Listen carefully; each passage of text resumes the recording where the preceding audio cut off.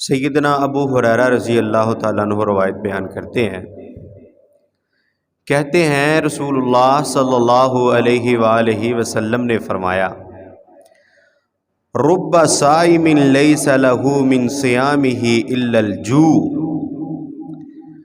کہ بہت سارے روزہ دار ایسے ہوتے ہیں جن کو ان کے روزے میں سے سوائے بھوک کے کچھ بھی حاصل نہیں ہوتا۔ وَرُبَّ قَائِمٍ لَيْسَ مِنْ قِيَامِهِ،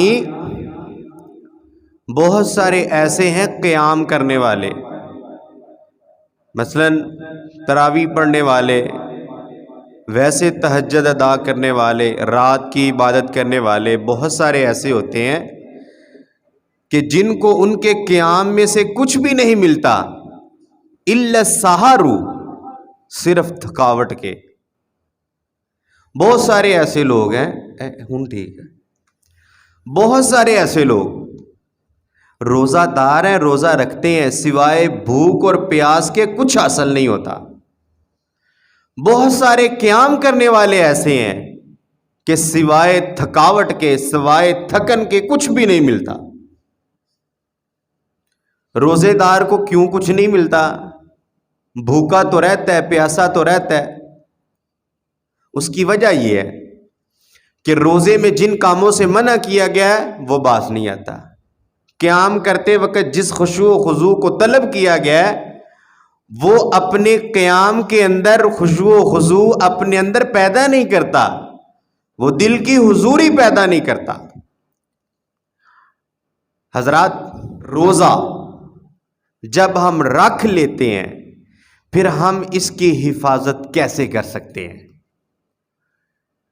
قرآن مجید میں ایک جگہ پہ آتا ہے، اے ایمان والو جب تم نیکی کر لو نا، اس نیکی کی حفاظت بھی کیا کرو۔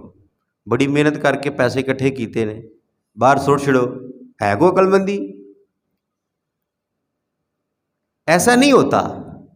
آپ پیسے اکٹھے کریں، محنت مزدوری کریں، آپ خون پسینہ ایک کر کے کمائیں اور بعد میں لوگوں کو بانٹتے پھریں، ایسے ہی فضول ہی، نہ کوئی زکوٰۃ کا زمرہ ہے، نہ کسی عشر کے مد میں، ویسے ہی آپ باہر پھینک دیں، آپ سنبھال کے نہ رکھیں۔ جو بھی دیکھے گا وہ یہ کہے گا کہ یہ بندہ بے وقوف ہے۔ اللہ تعالیٰ کی نظر میں وہ بندہ بے وقوف ہے جو نیکی تو کرتا ہے، محنت کرتا ہے، بڑی جدوجہد کرتا ہے، کوشش کرتا ہے، لیکن پھر اس کی حفاظت نہیں کرتا۔ سیدنا ابو ہریرہ رضی اللہ تعالیٰ عنہ فرماتے ہیں، سب سے پہلی بات ہم روزے کی حفاظت کیسے کر سکتے ہیں؟ آقا علیہ الصلوۃ والسلام نے فرمایا کہ جب رمضان آ جاتا ہے تو رمضان کی پہلی رات ایک اعلان کرنے والا اعلان کرتا ہے۔ رمضان کی پہلی رات وہ اعلان کیا کرتا ہے؟ یا باغی الشر اقصر، اے گناہ کرنے والے اب تو بس کر، اب رک جا، اب رمضان کا مہینہ آ گیا ہے، اب تو رک جا۔ اب یہاں سے ایک پتہ چلتا ہے، ایک مسئلے کا پتہ چلتا ہے۔ زبیر صاحب توجہ کیجئے گا، مسئلہ یہ ہے، ایک طرف اللہ تعالیٰ کہتا ہے میں جہنم کے دروازوں کو بند کر دیتا ہوں، جنت کے دروازوں کو کھول دیتا ہوں، آسمان کے دروازے کھول دیے جاتے ہیں، رب کی رحمتیں آنے لگ جاتی ہیں۔ پھر اس اعلان کرنے والوں کو کیا ضرورت ہے کہ وہ یہ اعلان کرتا پھرے، اے گناہ کرنے والے باز آ جا۔ جب شیطان جو جکڑ دیا گیا، شیطان پابندے سلاسل کر دیے گئے، پھر یہ کیسے ہو سکتا ہے کہ انسان گناہ کرتا ہے؟ حضرات، یہ سوال بجا ہے، لیکن انسان ان چیزوں کے باوجود کہ اللہ تعالیٰ نے اس کے لیے آسانیاں پیدا کر دی، شیطان کو جکڑ دیا، وہ شیطان جو وسوسے ڈالتا تھا، وہ جو کوشش کرتا تھا نماز نہ پڑھی، ایوی نہ کریں، ایوی نہ کریں، یہ نیکی بھی چھوڑ دے، یہ نیکی بھی چھوڑ دے، یہ گناہ والا کام بھی کر لے، یہ گناہ والا کام بھی کر لے، وہ شیطان نے اب کام کرنے چھوڑ دیے ہیں۔ لیکن یہاں پر بات ان لوگوں کی ہو رہی ہے جو 11 مہینے گناہ کر کر کے اپنے اندر ایک عادت ایسی پیدا کر چکے ہیں کہ وہ رمضان میں بھی باز نہیں آتے۔ شیطان کو تو پابندے سلاسل کر دیا، وہ اس پر زور نہیں چلا سکتا، لیکن باوجود اس کے کئی لوگ ایسے ہیں گناہ سے باز نہیں آتے۔ ہم دیکھتے ہیں جھوٹ ہے، اللہ تعالیٰ نے ویسے منع کیا ہے۔ محترم بھائیو، بڑی عجیب بات ہے کہ ہم روزہ رکھ کر حلال چیزوں سے باز آ جاتے ہیں، لیکن حرام چیزوں سے پھر بھی باز نہیں آتے، جو پہلے ہی حرام کر دی گئی ہیں۔ وہ رمضان کے مہینے میں ڈبل حرام ہے، ان پر تالا تو پہلے ہی تھا، رمضان میں دوسرا تالا لگا دیا گیا، لیکن اس کے باوجود پانی پینا حلال ہے، روزے میں ہم نہیں پیتے، کھانا کھانا حلال ہے، ہم پر رمضان کے روزے میں وہ حرام ہو جاتا ہے، ہم نہیں کرتے۔ لیکن جو پہلے سے حرام کام ہے لیکن روزے کے بعد پھر ہم کرتے ہیں، جھوٹ بولنا، غیبت کرنا، کسی کو تنگ کرنا، زیادتی کرنا۔ آپ دیکھتے ہیں کیا ہمارے معاشرے میں تھانے کچہریوں میں جو کیس ہوتا ہے قبضے کا، جو کیس ہوتا ہے زیادتی کا، جو کیس ہوتا ہے کسی کا فراڈ کا، اس پر کارروائی نہیں چل رہی ہوتی، لوگ اس پر بڑی محنت کر رہے ہوتے ہیں، مال کسی کا ہے، قبضہ اس پر اپنا کر رہے ہیں، لیکن رمضان کے مہینے میں بھی اس کے لیے محنت اور کوشش جستجو ہو رہی ہے، جبکہ ہونا یہ چاہیے تھا۔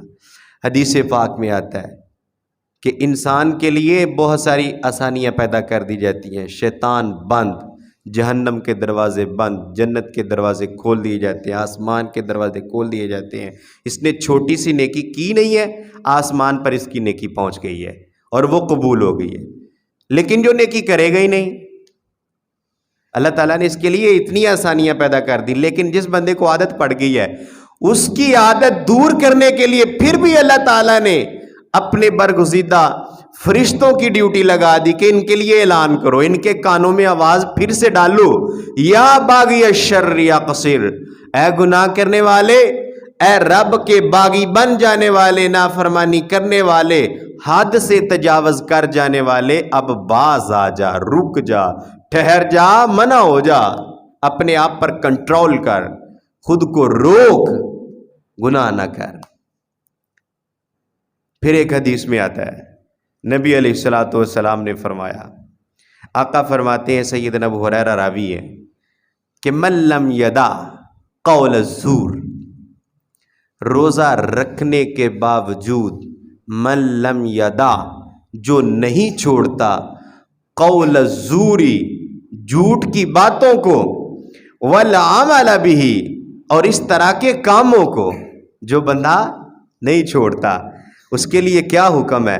فَلَيْسَ لِلَّهِ حَاجَةٌ فِي أَن يَدَعَ طَعَامَهُ وَشَرَابَهُ، کہ جو بندہ اپنی جھوٹ کی باتوں کو نہیں چھوڑتا، لغو باتوں کو نہیں چھوڑتا اور اس پر عمل کرتا رہتا ہے، اللہ تعالیٰ کہتے ہیں مجھے اس کے کھانے کی، جو کھانے سے باز رہتا ہے، مجھے اس کی پیاس کی، جو یہ پانی سے دور رہتا ہے، مشروب سے دور رہتا ہے، مجھے اس کی بھوک کی، اس کی پیاس کی کوئی ضرورت نہیں ہے، یعنی کہ اسے کچھ نہیں ملے گا۔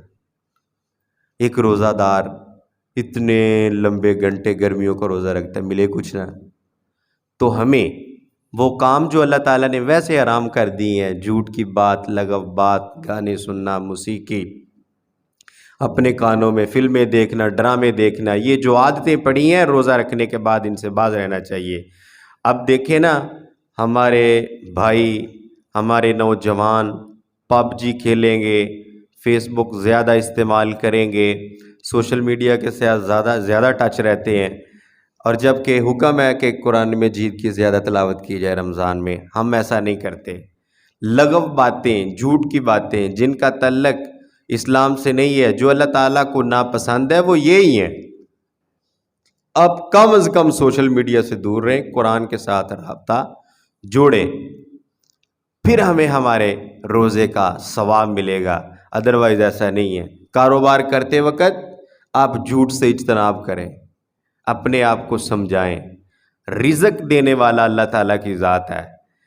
یہ تاجر جو دکان پہ بیٹھا ہوتا ہے نا، اپنی سیٹ دی پچھلی سائڈ تو انہیں لکھیا ہوتا ہے، لکھ کے لایا ہوتا ہے واللہ خیر الرازقین، یہ باوجود جھوٹ بولتا ہے کہ میں بہت تیز ہاں، اللہ نو کی پتہ، نعوذ باللہ۔ میں جھوٹ مار کے زیادہ روزی کما لاں گا، واللہ خیر الرازقین ہوئے گا اپنی جگہ پہ۔ یہ ہمارے عمل سے یہ ظاہر ہوتا ہے، ہم ایسے کرتے ہیں، لیکن بھائیو روزے کی حالت میں ایسا نہیں کرنا، ادروائز اللہ تعالیٰ کو ہم پہ کوئی رحم نہیں آئے گا۔ اللہ تعالیٰ نے پہلے ہمیں یہ خبر دے دی ہے۔ اللہ تعالیٰ سے دعا ہے اللہ ہمیں سمجھنے کی توفیق عطا فرمائے۔ وآخر دعوانا الحمدللہ رب العالمین۔